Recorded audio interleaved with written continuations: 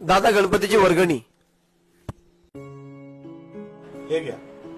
फक्त 50 रुपये? अहो दादा, वर्गणी देताय की मस्करी करताय? एवढेच आहेत, घ्या सांभाळून. काय आलं भाऊ? काय झालं यांना? याला तोंडाचा कॅन्सर आहे. कसं काय? त्याला तंबाखू आणि गुटख्याचं व्यसन लागलं. काही आजकालच्या मुलांना व्यसन करतात हे आणि भोगावं लागतं कुटुंबाला. दादा, हेच कारण होतं 50 रुपये वर्गणी द्यायचं.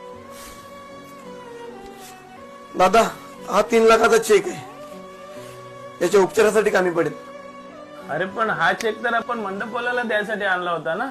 एक बोलू सनी दादा, बाप्पा एका हाताने घेतो ना तर दुसऱ्या हाताने देतो सुद्धा. या कामासाठी बाप्पाने आपली निवड केली आहे. दादा, घ्या काळजी.